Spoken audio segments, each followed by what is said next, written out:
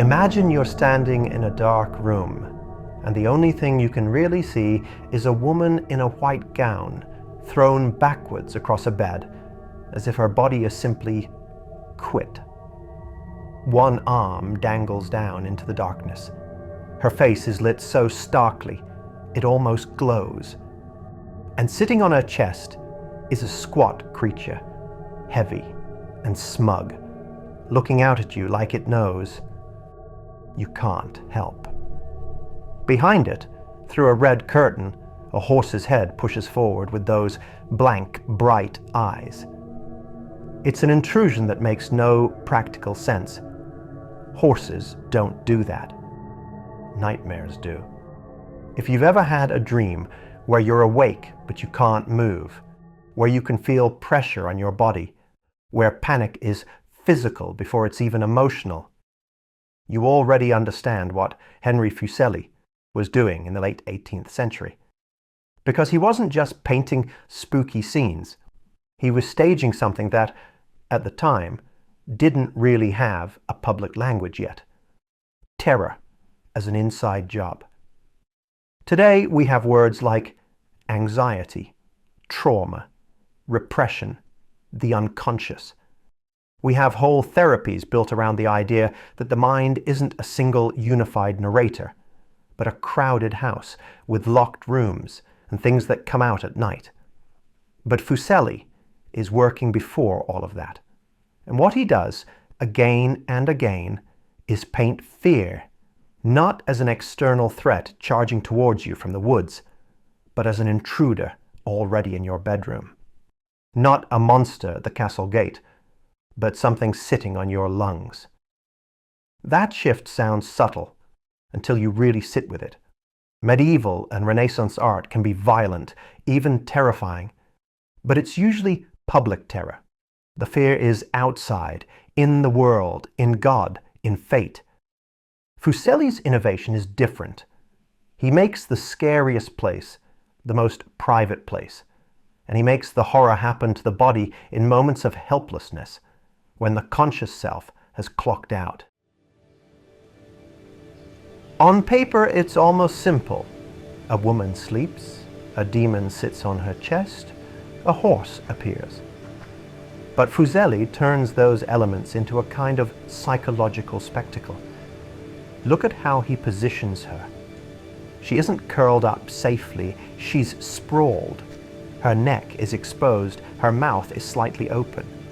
The pose doesn't read like restful sleep, it reads like surrender, like collapse. It's as if whatever is happening isn't happening in her dream only, but in her muscles and joints, in gravity itself. Fuseli wants you to feel that she is not in control of her own body.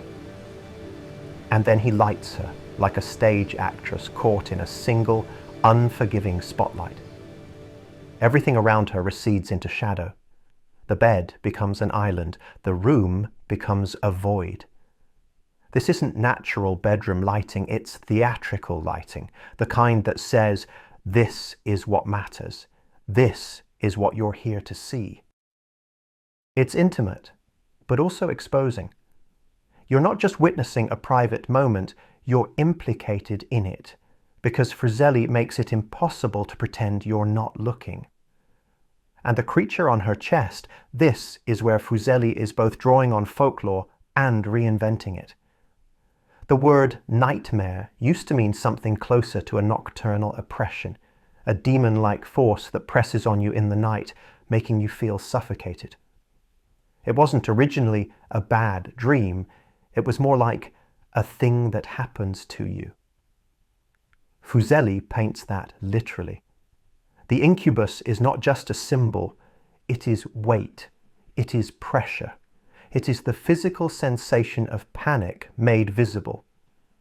This is one of the reasons the painting hits people who don't know anything about 18th century art history. It doesn't require you to recognize a saint or a myth.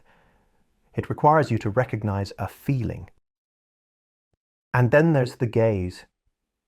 The woman is unconscious, absent. The demon is awake, present, and it stares outward, not at her, at us. that stare does something very modern. It turns the scene into a kind of trap for the viewer. You can't stay a safe distance away because the horror acknowledges you. Behind the creature, the horse's head pushes through the curtain. This is where Fuseli adds that extra layer of dream logic. A nightmare isn't a coherent narrative, it's a collision. It's two things that don't belong together occupying the same space with absolute authority. The horse is almost like a visual joke, but it's also an escalation. As if it's not enough that something sits on her chest, even the boundaries of the room are breached. Even the curtain is useless. That's why critics at the time were both shocked and fascinated. The painting isn't just scary, it's charged. There's vulnerability here that feels almost sexual, and that's part of what makes it uncomfortable. The demon's weight echoes the posture of intimacy, but it's intimacy termed predatory. The body is presented as defenseless. The viewer becomes a witness to something that feels like it shouldn't be witnessed. And there may be a personal wound underneath it too. Fuseli experienced an unrequited love, and he wrote about dreams with erotic intensity. Some historians have wondered whether the sleeping woman resembles the woman who rejected him, and whether the incubus is, in some twisted symbolic form, Fuseli himself. If that's true, then the nightmare is not just an illustration of folklore, it's a confession painted with mythic imagery. It's private terror exported into public exhibition. However, Fuseli doesn't stop at demons. He doesn't even need demons. Once you accept the premise that horror can be internal and intimate, you can create terror with nothing supernatural at all, just a human being whose own mind has become the haunting. That's where his Shakespeare paintings come in, especially Macbeth. And I love that choice, because Shakespeare already understood something Fuseli wants to paint, that guilt doesn't just sit quietly in your conscience. Guilt performs. Guilt returns. Guilt rehearses the crime again and again in the dark. Think about Lady Macbeth. Early on, she's the architect of ambition, the one who steals her husband's nerves. But later, she breaks, and the most famous image of her breakdown is not her screaming in public or being punished by a monster. It's her sleepwalking. Fuseli paints her in a nightdress, moving through darkness, eyes open but not seen. She rubs her hands compulsively as if washing off blood that isn't there. She is haunted, yes, but by knowledge, by memory, by what she has done and can't undo. The horror is that her body keeps acting out the crime even when her conscious mind isn't in charge. And again, Fuseli frames it theatrically. He loved the stage. He admired actors.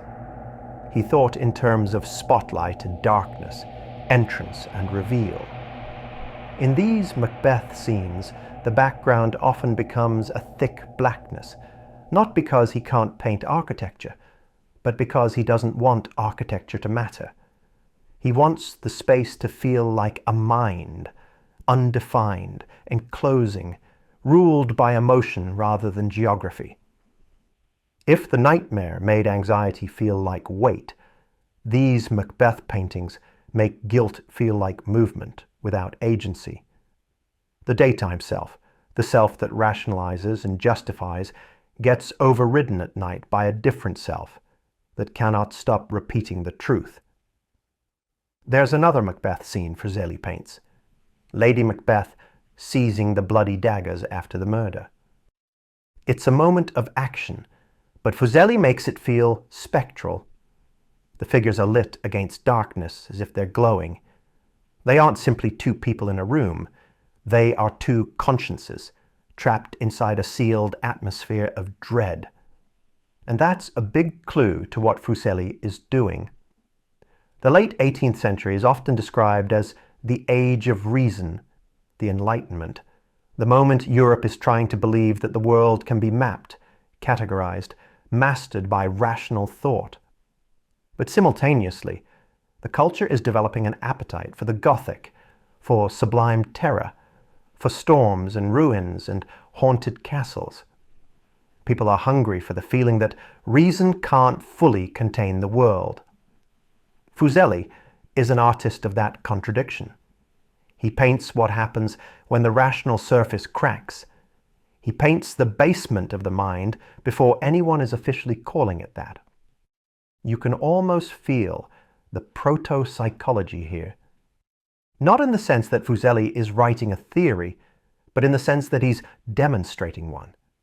He's showing that human beings can be split, controlled and composed by day, undone and exposed by night. He's showing that the mind has mechanisms for punishing itself, for replaying its own secrets until they become unbearable.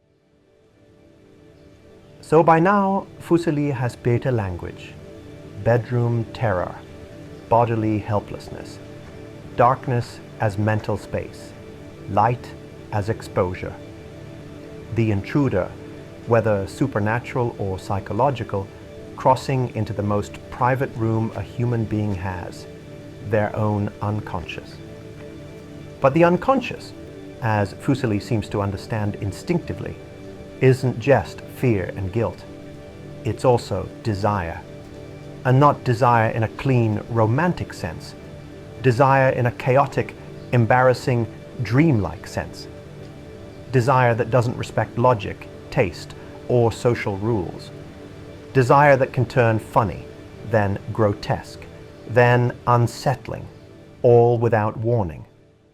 That's why a painting like Titania and Bottom belongs in this same conversation. On the surface, it's Shakespeare again, but a different Shakespeare. A Midsummer Night's Dream, the play that's supposed to be whimsical, magical, comic. Titania, queen of the fairies, has been enchanted into falling in love with Bottom, a ridiculous man who has been given a donkey's head. It's a joke in the play. It's absurd theatre. But Fuseli paints it as dream absurd rather than stage absurd, and that difference matters. The scene is crowded with strange beings, fairies at different scales, some delicate, some unsettling, some almost insect-like. They swarm the space. They watch. They feel less like cute fantasy creatures and more like the sensation of being observed by your own imagination. And some of them seem to acknowledge you. That's the uncanny trick Fuseli loves. In the lower corner, there's a fairy-like figure making a shush gesture, as if to say, "Keep quiet, you shouldn't be here." Somewhere else, a hooded figure cradles something like a malformed baby, a changeling, staring out with a confrontational intensity. It's as if the painting is both staging a private erotic confusion and policing the viewer's gaze at the same time. Then there's Titania herself. Fuseli paints her with a sensuality that doesn't feel purely innocent. Her body is posed with an art-historical elegance, almost like he's borrowing the posture of classical nudes and dropping them into a fairy dream.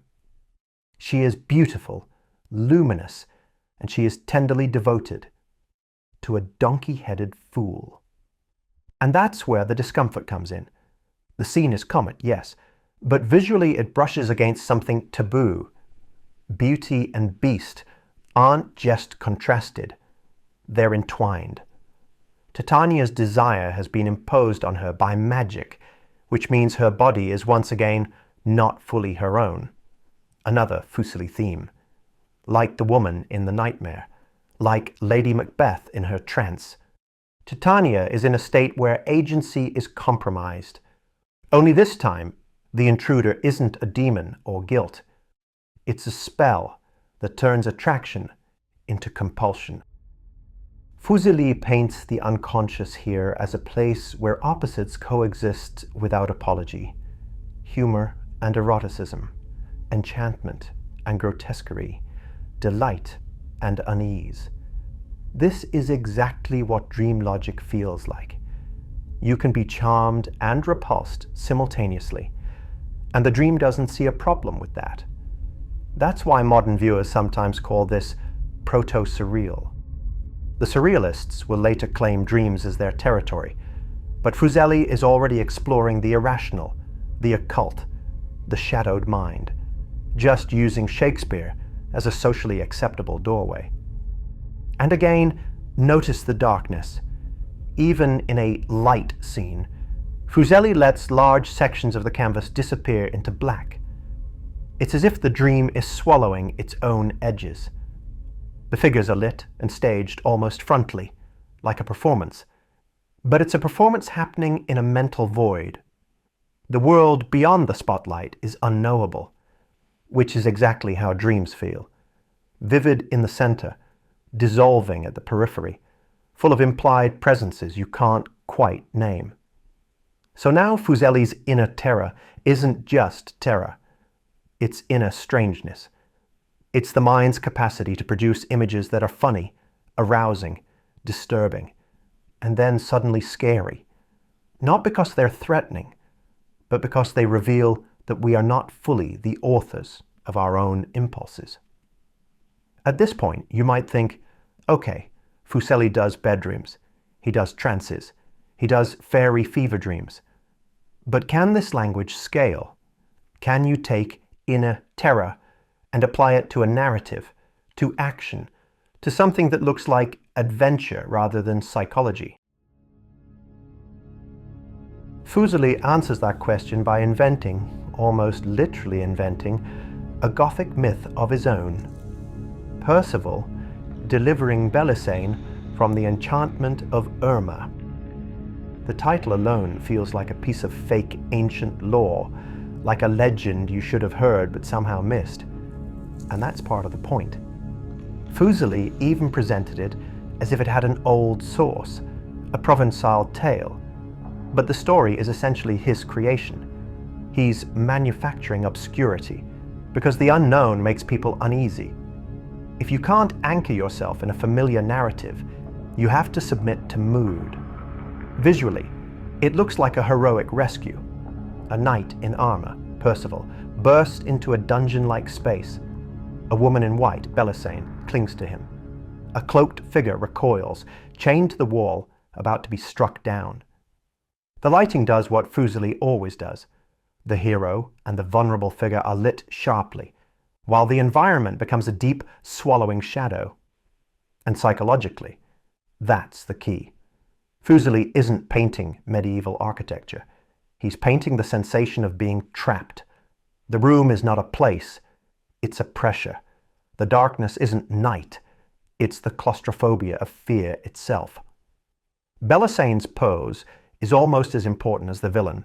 She clings desperately. She looks like someone who has been under a spell that is more than physical, more than chains. And the villain being chained is a brilliant little paradox, because it suggests that the true imprisonment was never the iron on the wrist. It was the enchantment. It was the atmosphere. It was the mental hold. In other words, a person can be trapped without bars. A room can be a prison without locks. That's inner terror translated into narrative form. The rescue doesn't feel clean and triumphant. It feels like that moment in a nightmare where help arrives, but you're not sure you're safe yet. Fuseli freezes the action at peak tension, the sword raised, the strike not yet delivered. Time stretches. Your chest tightens. The painting holds you in suspense, the way a dream holds you just before you wake. And you can see how this connects to the Gothic culture around him. This is the era when people are devouring stories of enchantments, ruins, secret chambers, supernatural dread. Fuseli contributes to that visual vocabulary, but his contribution is specific.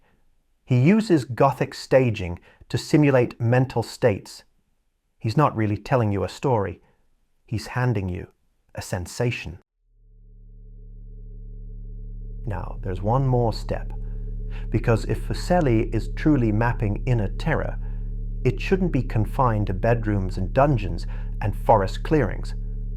The feelings he's painting, helplessness, awe, dread, fascination, can scale up until they touch something philosophical, the sublime. The sublime is one of those ideas that sounds academic until you realize it describes a very familiar human reaction. It's what happens when you encounter something so vast, so powerful, so beyond your control, that it terrifies you, and yet you can't look away. Storms, cliffs, oceans at night, the sense of your own smallness. It's fear mixed with exhilaration. Fuseli paints that in Thor battering the Midgard serpent. Here, we're no longer in a bedroom. We're in a mythic sea under a black sky. Thor, the thunder god, stands in a small boat, braced against monstrous waves, hauling up the world-encircling serpent from the depths. The creature's body coils through the composition like a living catastrophe. The palette is night and storm, an ominous illumination, as if lightning is the only thing granting visibility. And what's astonishing is that even though Thor is a god, muscular, heroic, almost sculptural, Fuseli doesn't make the scene feel like victory. He makes it feel like confrontation with something too big to master. This is basically the nightmare on a cosmic scale.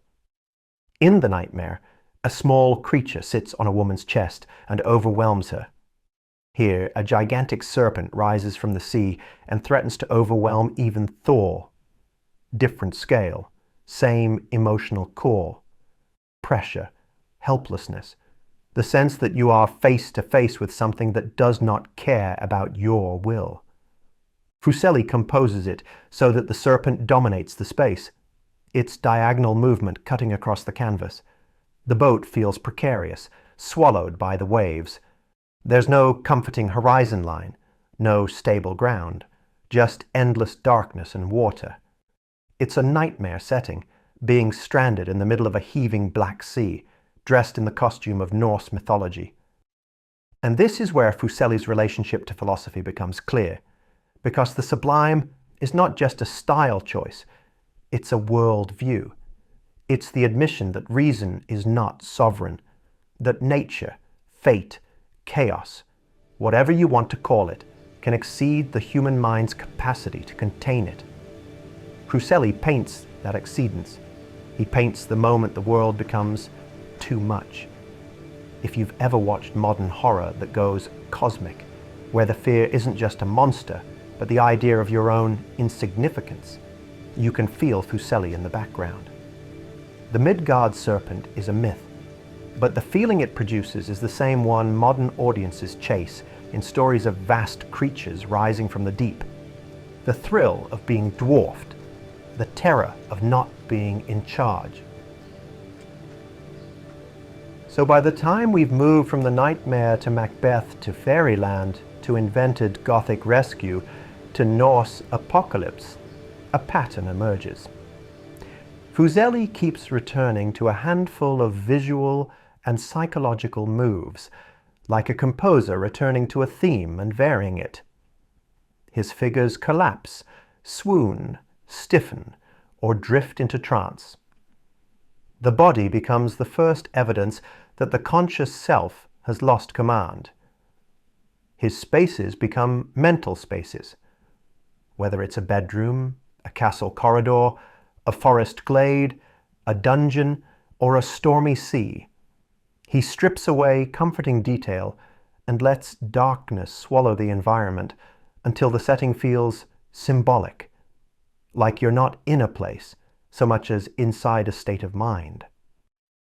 There is almost always an intrusion. Something crosses a boundary that should have held. A demon into a bedroom, guilt into sleep, fairies into private desire, enchantment into freedom, a serpent into a boat.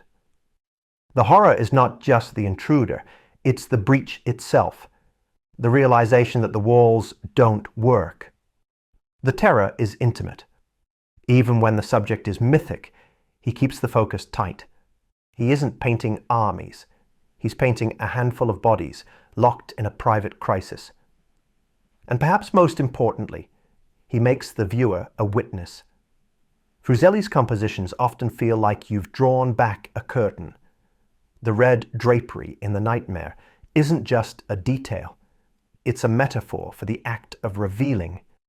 And once you're in that position, once you've become the silent observer of someone else's helplessness, you can't unsee what you've seen. That witness role is part of why Fuseli feels so modern. Modern horror doesn't just show you monsters, it forces you to watch someone being undone. It makes you complicit. It puts you in the room. Now, if we zoom out, Fuseli's importance isn't only that he painted frightening images. Plenty of people have painted frightening images.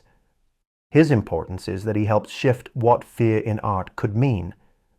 He's working at a moment when Europe is negotiating between Enlightenment confidence and Romantic doubt, between the belief that the world is knowable and the creeping suspicion that the deepest parts of human experience are not orderly. And Fuseli chooses to paint that suspicion. He chooses to paint the irrational. He chooses to paint what can't be fully explained. And that's why later thinkers couldn't help but recognize something in him. Sigmund Freud, the figure most associated with the idea that dreams speak in symbols, reportedly kept an image of the nightmare in his space.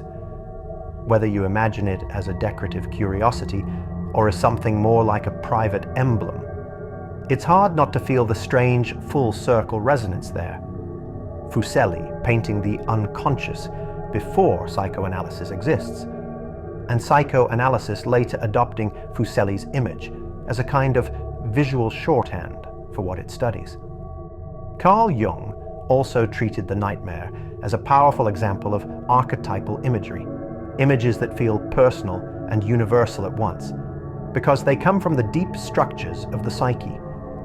And you can trace Fuseli forward, too, into Gothic literature, where private dread becomes narrative fuel, into Romantic and symbolist art, where inner states are treated as landscapes and monsters, into Surrealism, where dream logic becomes a method, and into cinema, where a dark room, a sleeping body, and a presence in the corner are still enough to make an audience's stomach tighten. What Fuseli gives us is a blueprint, not just for horror imagery, but for the idea that horror is not primarily about what's out there. It's about what's in here.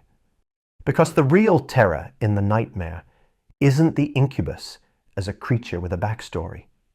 The terror is the feeling that you can be vulnerable in the most intimate place, your bed, your sleep, your own body, and something you can't name can still arrive and take control.